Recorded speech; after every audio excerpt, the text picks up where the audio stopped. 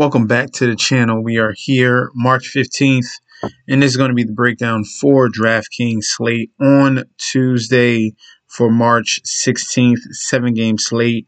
As you can see, I have the plays right here. We're going to get straight to the point. I hope you guys had a beautiful, beautiful weekend. I apologize I did not have a video for Monday, but we're going to be back onto the grind here Tuesday, starting with NBA. Baseball's around the corner. You'll be getting that soon. Obviously, the spring training, but it doesn't stop. We continue with football. We continue with basketball, and baseball is one of my top sports anyway. In DraftKings, got some of my biggest wins in baseball because it's all about stacking against poor pitchers. But before we get into that, let's get back to the NBA. And we're going to start with the point guard position, 7K and below. Emmanuel quickly got the start today against the Brooklyn Nets. He will most likely get the start tomorrow against the Philadelphia 76ers. Watch the news on Derrick Rose if he is in or out. This is the key spark plug for the New York Knicks. They're going to need his scoring since if there's no Derrick Rose, Frank Ntilikina is not good enough scoring-wise at all. He's more of a defender. But quickly, Julius Randle is a nice 1-2 punch. RJ Barrett will thrust in with a couple of shots. He gets a lot of value, but obviously the better player right here is Emmanuel quickly. A top 5 rookie so far this year. I like him at 5,800. He can really go off. If he gets hot, he has a ton of potential. You see 41 DK against the San Antonio Spurs. I believe he had another blow-up spot before that, 35 against the Sacramento Kings. But if he's getting an opportunity in the minutes, go ahead. Feel free. Put him in. Next, at shooting guard position, Tyler Hero, questionable, but he is considered probable for Tuesday. I gave him as a play in the last video. He paid dividends. So we're going to ride him. They didn't move his price. How don't you move his price? I don't understand. 5,500, 41 DK, and they don't move his price.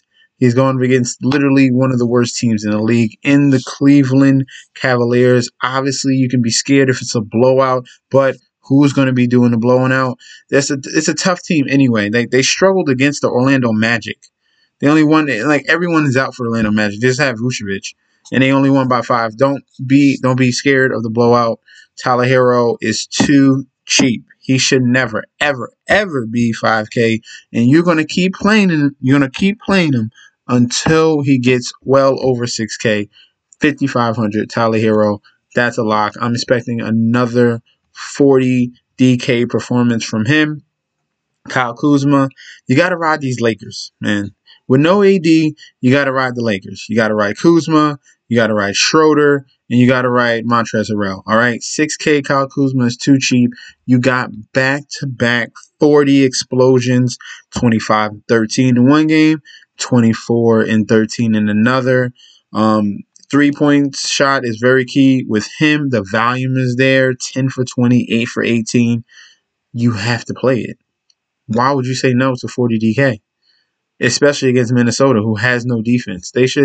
Lakers should walk all over Minnesota. Kuzma should have a great day shooting. And we're going to move on to the power forward position.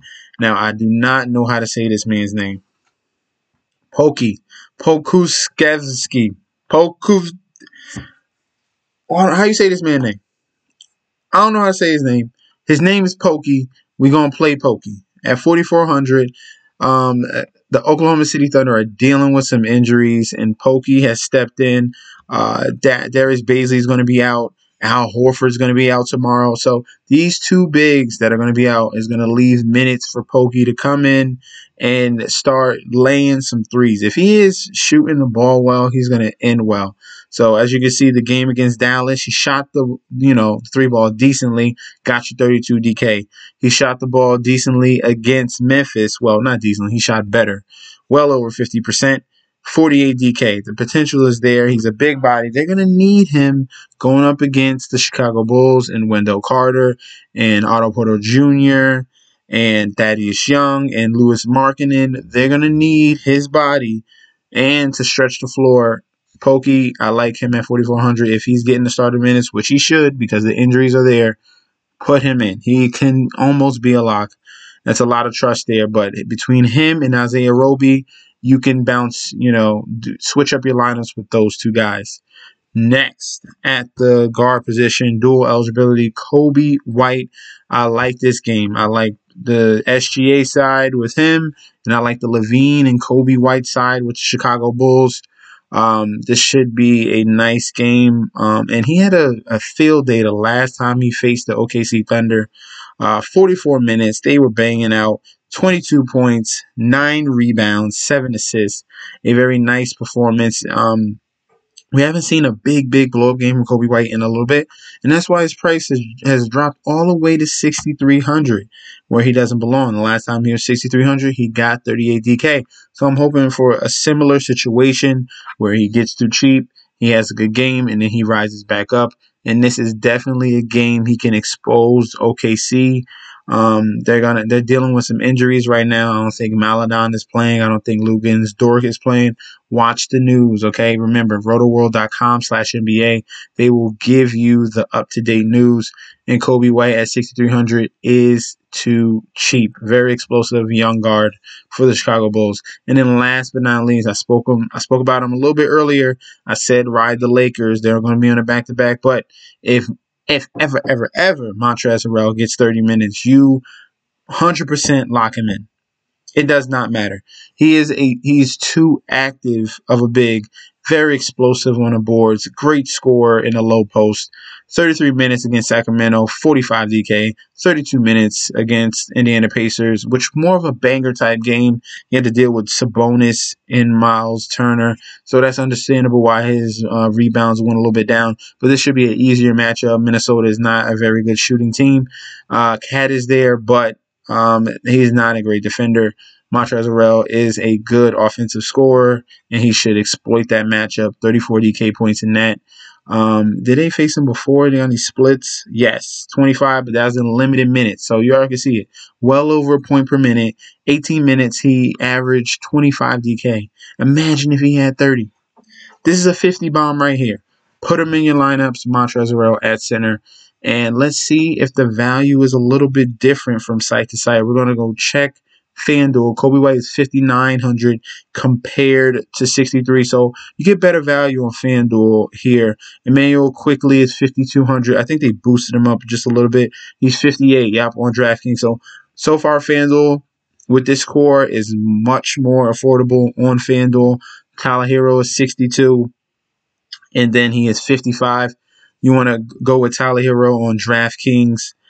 Kevin Porter is, a guy we got to play. He's getting all the minutes. They're dealing with John Wall being out. They're probably sending him. I don't know if they're going to trade or something. It's just a shit show in Houston. Kevin Porter's still the starter, so he is cheaper on FanDuel, and he is jacked up on DraftKings. That's why he didn't make the list, because he is at that 7K price. Other guy, the Pokey right here, Alexi or Alexa, whatever your name is, 4,500, just a little more expensive on FanDuel. It's worth the price. And then Montrezl Harrell at 66 compared to 62. Value is on DraftKings. Let me know if you like the core that you see for tomorrow's Tuesday slate. Comment down below. Let me know if you find someone else that I didn't find. You might find a 3K gem.